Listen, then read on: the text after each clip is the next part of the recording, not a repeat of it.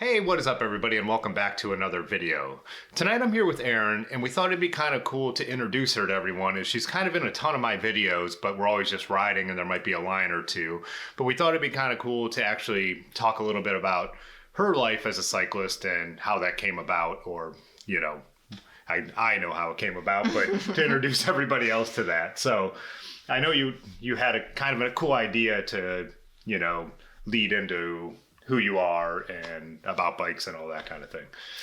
Yeah, we're gonna fast forward through my timeline as a bicyclist, because I did not ride bikes before I started dating Tim 5 years ago.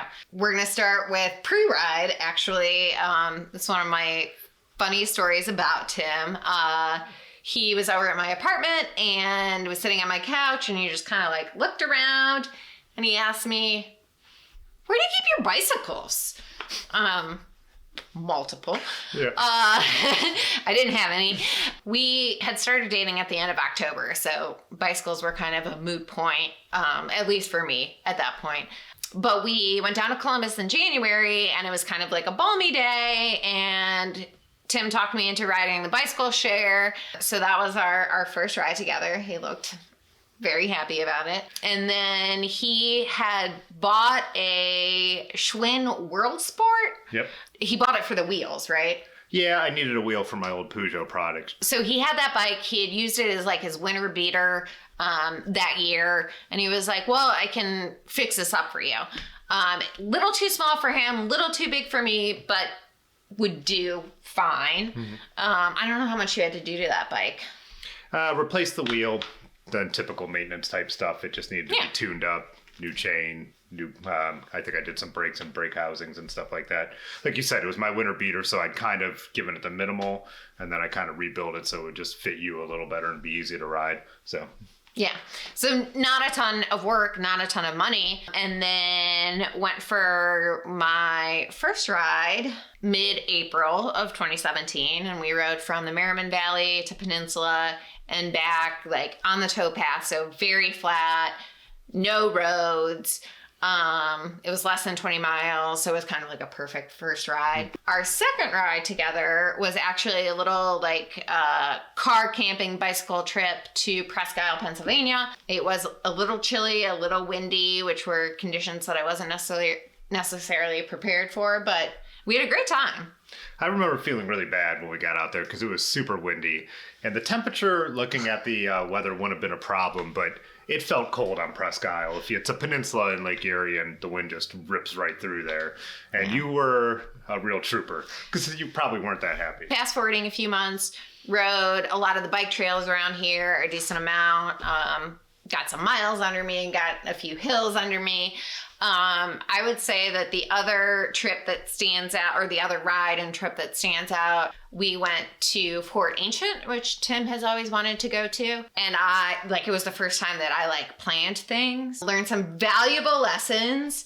I did not look at the elevation on the route. I just used Google Maps, did not look at the elevation, and also did not look at the satellite view of it. The bike trail is it's like a rail trail right along the river. And then Fort Ancient is at the top of the hill. So there was a windy back and forth to get up there. Oh, yeah. It was not a fun ride on the roads. Yeah, super steep climb. You're not used to riding the roads and all that kind of thing.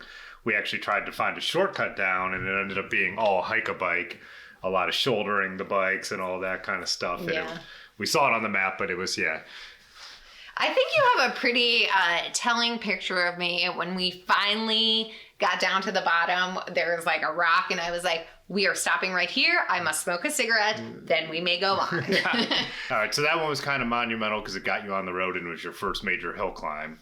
Then what was the next one you would say was your most? So that was 2017. And then in 2018, I didn't ride over the winter 2017 into 2018, and just started getting in shape in 2018. And then I had the opportunity to buy a Surly Pacer, which is a road bike from a friend of ours. Got that going. Again, just kept kind of riding. And it was a bike that you were saying, it just happened to fit you a little better, a little more modern for the nerds, 9-speed Ultegra group set. The World Sport was old school top tube. index shifting, but this had modern, STI drifters and all that kind of thing. So just much easier bike to ride, and you got it set up the way you would want a bike set up now that you knew a little more about your comfort on the bike. Yeah. I also just thought it was very pretty. And then, just kept kind of like putting in the miles, riding to get more and more comfortable. And then towards the end of the summer, Tim actually planned sort of, I guess, our first like bike touring trip. It was more like credit card touring to ride the Gap Trail. Drove to outside of Pittsburgh, parked the car, rode to Pittsburgh, then took the train to Cumberland, and then rode back to where we had parked the car. 3 days of riding and 3 nights sleeping on the road. But I would say like that was really like kind of when we caught the bike touring bug. I would say the next ride in the trajectory was like when we really tried out, like, at least for me, bike camping by doing an overnighter down to Massillon. Oh, yeah. So we actually like took all our stuff to camp, put it on the bikes, rode down, spent the night. Yeah, we bought firewood from the bar. We stopped at a bar and had a drink, and we saw they had a fire out back, and we asked if we could buy some. They thought we were weird. And it got chilly that night, too, so we did need a fire. And in the morning, we needed to get a fire going to warm up before we left while we were having breakfast and coffee. So it was a true, like, bike camping experience, Yeah. But yeah, so that was really the experience that set us off. Yeah, wanting on to the do next that couple as years. As much as we could after that, right? I did actually ride over the winter once, decided it wasn't for me. So going into 2019, once the weather got nice again, I had to get back in shape. But we had already decided to do the Ohio to Erie Trail. This was your idea. You came up with it because you had a friend who helps plan trails. Yeah.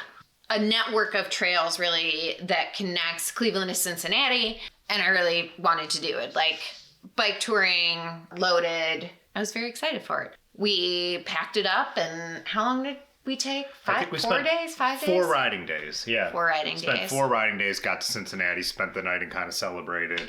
And then we rented a truck that we could drive back. So it was me, Erin, and our large Marge buddy Ben. So. Yeah, it was really great. I wouldn't have thought that was something that I could ever do. So it was Tim and Ben, large Marge, also hadn't really done a whole lot of bike touring or bike packing before that. So we all learned a lot about like, oh, this gear works for us or this doesn't.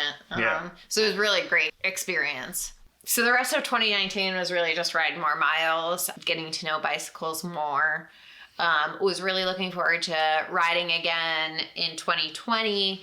And then, of course, COVID hit. It became a thing here in Ohio mid-March. Yeah, all our restrictions were put in place after St. Patrick's Day weekend. Yeah. So not a true lockdown, but shutting down businesses and bars and all that kind of stuff. Yeah. So.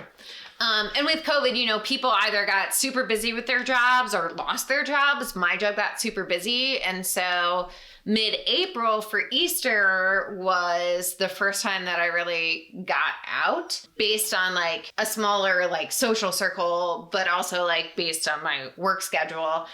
So I took a ride with Tim and Ben, and it was really just, it was everything that like people connect with bicycles for, like the sense of freedom and like the connection to people. And it was pretty awesome.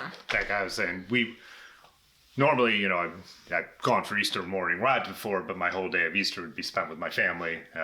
You would spend it with your dad probably. And so it was just like, it was nice to at least be with a couple of people and out doing something. And I don't know, like that whole spring, bicycles, like you said, your job got really busy.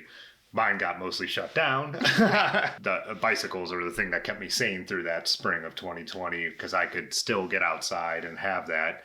And, we kind of closed our circle to a couple people that rode bikes and were able to sit outside. Yeah. So. It's interesting because my job got insane, but in a really like detrimental way to me. And then when I finally like acknowledged that and like drew a line, it was bicycles that like motivated me to like draw that line and helped me keep my sanity. Yeah, so that summer we ended up getting more into riding and we were going more places, more than just riding the pass and stuff like that. And also a lot of the pass became very overcrowded, so they kind of defeated the purpose of avoiding people. So we built up the miles. We were riding more country roads, I know you were doing more climbing than you had done before. And then I think that led into your first century ride, right? I'm trying to remember what my longest ride before that was. Maybe like, it was an OTET ride, and I think it was like 90 miles, so it was pretty close. But we planned like a full-on century, like up to Cleveland on the towpath, and then back down on roads. I mean, it took us all day, but we like stopped and had lunches and lunches. Yeah. But I think everyone kind of a lot of people knock out their first century like that. It's 100 miles in a day, you know. Yeah. I mean, so. Yeah. So it was pretty great. The other thing about that summer was when I borrowed Ben's Gorilla Monsoon and rode gravel for the first time and realized my dream of becoming a gravel badass. So Erin had been, like we mentioned, she was riding the Surly Pacer, 32 millimeter tires. We had done a tiny bit of like dirt, you know what I mean, where I knew you would be fairly comfortable. But I kept telling her how she would love these other places we ride around town, what we now call the industrial gravel and all that kind of stuff. And so we took you out on that. And did you take to it right away, or? Oh, yeah. So I think my hesitation was primarily that I'm fiscally conservative. And so, you know, I never would have gotten into riding bikes if Tim hadn't like put a bicycle under me, basically. So similarly, like Ben put this Gorilla Monsoon underneath me and was like, ride on the gravel. And I did. And I loved it. Which led into us trying to figure out how to get you a gravel bike. Right. Right, which just leads into pretty much everything that's happened in 2021 because I have only ridden a Pacer once. So Erin decided if she was going to get a gravel bike, she wanted to be involved in the process. Found Crust brand, struck a chord with you because who the owners are. We have made an entire video talking about that. I could link it. We go through the whole build, her whole thought process of why that bike and all that. You know, it's interesting. Like my timeline is 4 years long. Okay, here's year 1, year 2. And then I feel like year 3 and year 4 is like 2/3 of my growth as a cyclist. Because I finally got to that point of having confidence and like trying more things, which ultimately means that you learn more things. I have learned probably equally as much about cycling this past year as I have the 3 years before. And that makes sense. As I've talked in my videos, I rode my truck mountain bike for a huge chunk of my life, and it was just my bike, and I didn't think about cycling. I just liked riding a bike. And then, you know, I met some people, and then it just the same thing exploded. Then I started building my own bikes and all that same kind of stuff, you know. But I don't know. Anyways, I think we'll wrap it up here. We were thinking it'd be kind of cool to do a few more of these videos with Erin. I think there's some topics that would be interesting to hear from her perspective as someone who's newer to cycling and doesn't have all the, thoughts about that come with it from the sports side and other sides.